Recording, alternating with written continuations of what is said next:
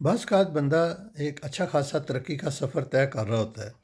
لیکن پھر وہ یہ دیکھتا ہے کہ وہ کسی ایک جگہ سٹک ہو گیا، اس کا بزنس آگے نہیں بڑھ رہا، یا اگر وہ کوئی جاب کر رہا ہے تو اس کی پروموشن نہیں ہو رہی ہے۔ تو اس کے علاوہ وہ دیکھتا ہے کہ اب اس کے تو ڈاؤن فال کے جو چانسز ہیں وہ کچھ بڑھتے جا رہے ہیں، یعنی بزنس بند ہونے کا امکان ہے، یا بزنس جو ہے ایون بریک پوائنٹ سے بھی نیچے جا رہا ہے۔ تو اس سلسلے میں یا اس قسم کی صورتحال میں بندے کو دیکھنا چاہیے کہ اصل خرابی کیا بزنس میں ہے یا اس کے اپنے اندر ہے۔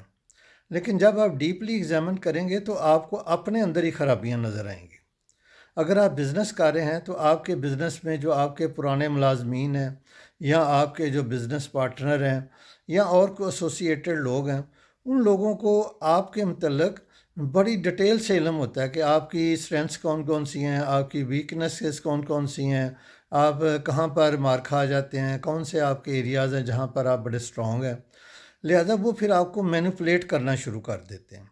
جب بھی آپ کسی بزنس پارٹنر پر، آپ نے کسی ملازم پر، یا آپ نے اپنے بزنس میں کسی رشتہ دار کو گھسایا ہوا ہے جو کہ آپ کے مختلف معاملات دیکھ رہا ہے، تو پھر وہ سمجھیں کہ آپ کو ٹیکہ لگائے گا ہی لگائے گا، وہ آپ کو نقصان پہنچائے گا ہی پہنچائے گا۔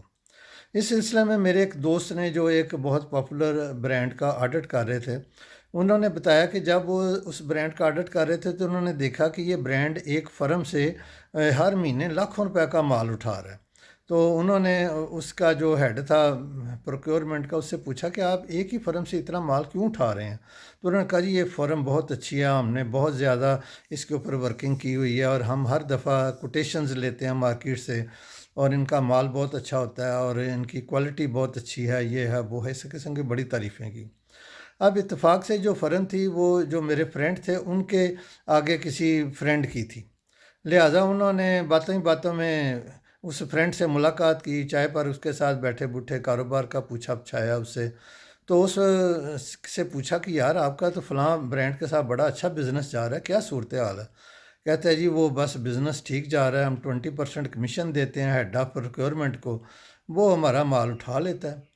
تو لہٰذا یہ دیکھیں کہ یہ ایک آڈٹ والے بندے نے اس چیز کو پکڑا کہ جس نے غیر جانبدارانہ ہو کے سپلائر سے اور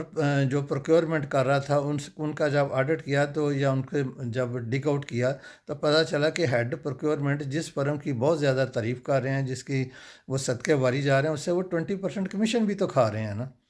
تو اس طرح یہ جو ہمارے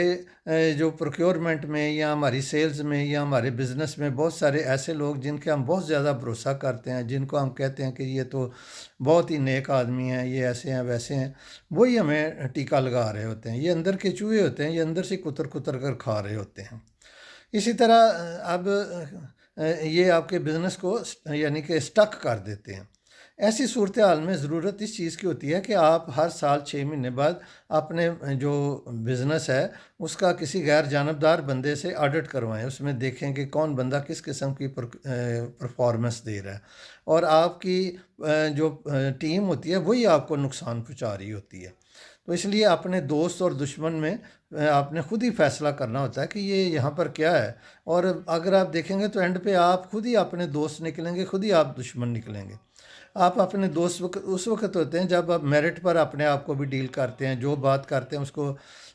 مروجہ قوانین کے مطابق دیکھ کر کرتے ہیں۔ لیکن جب آپ بزنس میں اپنے کسی رشتہ دار کو، ایون اپنے بیٹے یا بیٹی کو ڈال دیتے ہیں اور اس کے اوپر آپ بہت زیادہ ٹرسٹ کرتے ہیں، تو وہی آپ کا مال جو ہے وہ کھانا بیچنے سے شروع کر دیتے ہیں۔ اس لیے ان چیزوں کے اوپر دیکھنے کی ضرورت ہوتی ہے۔ اسی طرح جو لوگ جاب میں ہوتے ہیں، جن کی 10 10 20 20 سال ہو جاتے ہیں، پروموشن ہی نہیں ہوتی ہے، وہ ایک ہی جگہ ٹکی ہوئے بیٹھے ہوتے ہیں، اور وہ انتظامیہ کو گالیاں دیتے رہتے ہیں یا نئے ملازمین کو برا بھلا کہتے رہتے ہیں۔ بیسیکلی وہ خود جمود کا شکار ہوئے ہوتے ہیں، نہ وہ اپنی کوالیفیکیشن بڑھاتے ہیں، نہ وہ کوئی نئی سکل سیکھتے ہیں، نہ ان کی کمیونیکیشن سکلز اچھی ہوتی ہیں۔